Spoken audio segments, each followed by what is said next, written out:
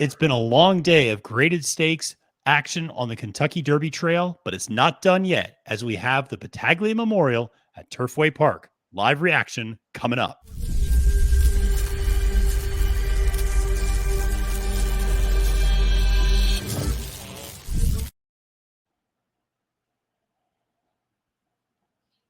Salutations and welcome, friends. I am Matthew DeSantis. You can find me on Twitter at the handle @FailDeMenace. And with me is my trusted colleague here at Trust the Profits, Colin Sheehan. And we have been watching Kentucky Derby prep races all day, it feels like. And we are closing it out at 9:30 tonight at Turfway Park for the John Battaglia Memorial Stakes. Colin, what are your thoughts on this particular race, maybe what we've seen today and what you hope to see in this one? I think we might have a problem, Matt, if we are watching Forte win at Fountain of Youth, and then here we are at 9:30 at night watching the John Battaglia Memorial at Turfway Park. We're back to the 20-point races. We only have two left. The last one is the Lexington, so that's something to keep in mind. You shift your mind in saying that all these prep races are the 4 there is Scooby Quando, your pick, really giving the jockey a ride, trying to get in the gate. So that was good to see. But just keep in mind that now we're back to 20 points just for this race here at Turfway. So, as we know, this is on the synthetic. It's not being run over the dirt as your normal Kentucky Derby prep races are run. We got a pretty cool story on the trainer, Ben Colebrook, of that 4, huh? Yeah, Ben Colebrook won earlier today on Raise Cane in the Gotham and hopped on a plane and flew down to Florence, Kentucky to saddle Scooby Quando, the 4. And if he can win 2 Kentucky Derby prep races in a single day, that would be a pretty great accomplishment for him. So certainly rooting for him. Scooby Quando, I think, is a viable contender. The number 3 horse, Gilmore, is the post-time favorite. This is the former Bradford horse that finished second at the El Camino Real. They are off, and Gilmore flashing a little bit of speed, but the 6 here coming out and taking the lead, and that is going to be American Speed and Eyes on the King going out up front.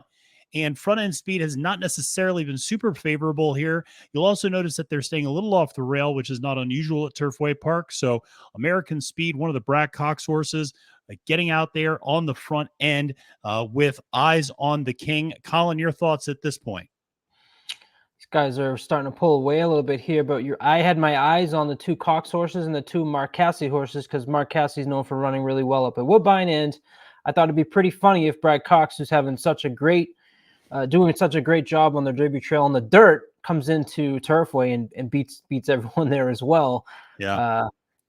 As you said, he does run a lot of horses here, but I just think it's Cox is everywhere this year. He certainly is, and American Speed is showing that speed, going 22-4 opening quarter and a 45-4 opening half. But yes, you're right. Gilmore is coming up on the outside, as is the 9, if I'm not mistaken, Freezing Point.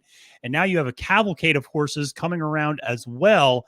And so all going to the outside, Gilmore ducking down onto the inside rail there, but coming out on the front end is going to be Moon Landing. I think you have Miranda Wrights is there as well. So you have a lot of horses that are kind of right up there. But yeah, ultimately, Congruent.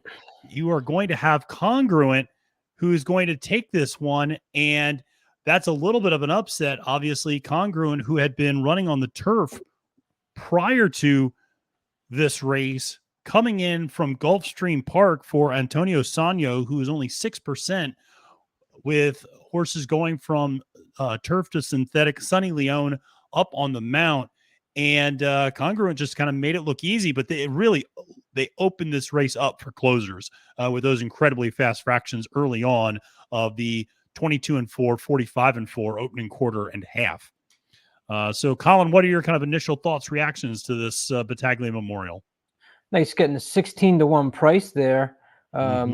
I blame you because I asked you just before the race what you thought of Congruent, and you said, I think he's trending the other way. Yeah. And that was true looking at the what he had done in the last 3 races on the turf. This is a horse that's sired by Tappet out of a dam from Stormy Atlantic.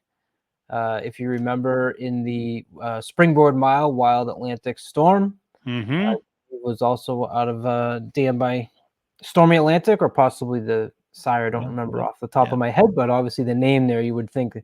Look how far out Congruent broke. Yeah, he did really break out. Double check that And wasn't the outrider. yeah, it's and just to give people a sense, so Congruent wins. Scooby Quando, my pick, ends up finishing second, and followed by Moon Landing and Bromley. So those outside post positions were quite advantageous. The with the 12, 11, and 10 all finishing in the top four, followed by Miranda Wrights in fifth. And so it's interesting, obviously, I think a lot of folks are talking about how this was the track last year that Rich Strike came out of. Tis the Bomb, of course, the winner of both the Battaglia and the Jeff Ruby Stakes. Shout out to our friend Ed DeRosa, who was a huge Tis the Bomb fan and believer last year. But what's interesting is Congruent appears to be just a straight up turf horse. And it's hard to imagine Congruent going on the Derby trail. And I think that's what makes this kind of interesting. It's not as if this was a synthetic horse that won this race. It's a turf horse who then came to run on the synthetic. Now, maybe they decide to run on the dirt as well. But to your point, it's only 20 points. That doesn't guarantee you a spot in the starting gate of the Derby. But something interesting to keep in mind, maybe leading into the Jeff Ruby Stakes.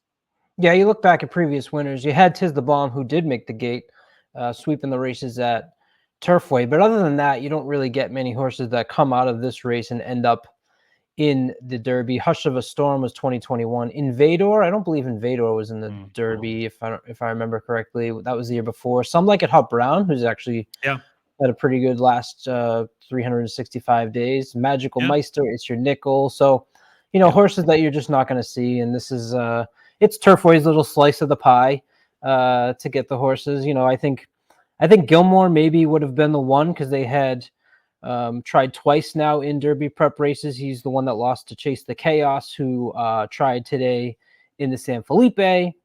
But I think these synthetic races are more of just we'll give you a little something so that Trust the Profits tunes in at 9:30 at night on a Saturday in early March.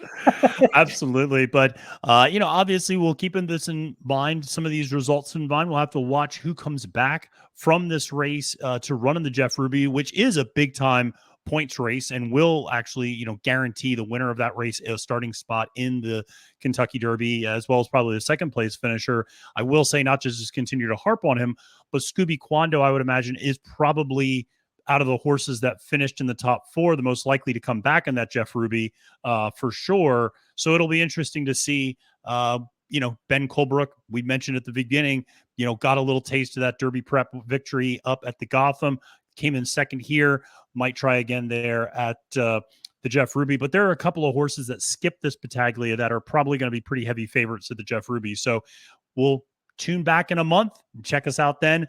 Colin, I'm going to let you actually get some rest and relaxation after a long day. And I just want to thank all the folks for tuning in and checking us out. Make sure to subscribe to Trust the Profits for all of our Kentucky Derby and horse racing content.